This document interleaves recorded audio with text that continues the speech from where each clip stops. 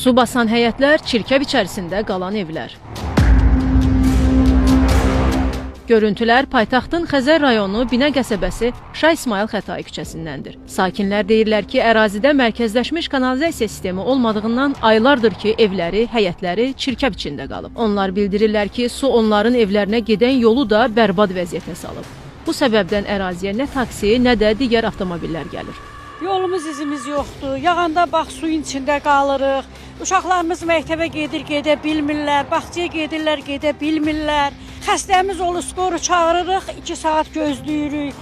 Taksi çağırırıq bir yana getməyə, taksi girmir bu küçəyə. Hamının ayətində bir dənə ambar tikib, ambar da bir dolur.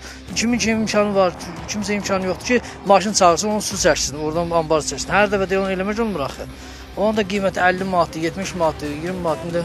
Kanalizasiya xətti yox, su yox. Belə pis vəziyyətdə yaşayır. Evlərə dolur da. Evlərin altı hamısı olur su. Hə, bax göl sudur hamısı. İndi siz özünüz çəkəcəksiniz bu suyu, hə? Hərdən motorla çəkirik, yenə gəlir yığılır. Kanalizasiya yoxdur, yenə gəlir dolur, yığılır, yenə çəkirik. Neçə müddətdir bura belədir? Payızdan bura çoxdan. Sakinlər bildirirlər ki, aidiyyatı qurum tərəfindən əraziyə dəfələrlə baxış keçirilsə də heç bir iş görülməyib. Bu səbəbdən onlar çirkli suları dəfələrlə öz hesablarına çəkməli olublar. Hər yerə müraciət eləmişik, amma heç baxan yoxdur. Hə, eləyirik, eləmirlər. Qurumlardan icraya da zəng edir. Gəlirlər, çəklik ellər, yaxşı olacaq, sıxış edirlər. Heç də hamı da o sözlər ki, yaxşı olacaq. Acaq olacaq bilinmir, vaxt vermirlər. Bizim istəyimiz odur, yollarımızı bərpa eləsinlər, yollara baxsınlar. Uşaqlar məktəbə gedir, əziyyət gedir, çəkirlər gedib gəlmək üçün. Çəkən yoxdur, baxan yoxdur. Yox, heç kim baxmır, nə çəkmir.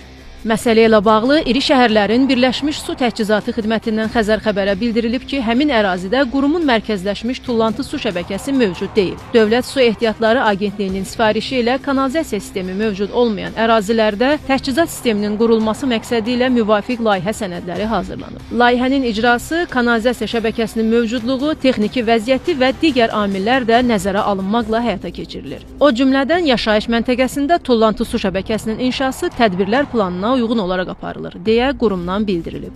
Nərmin Məmmədhəsənli, Namiq Hüsiyev, Kəmalə Əlmuradova, Xəzər xəbər.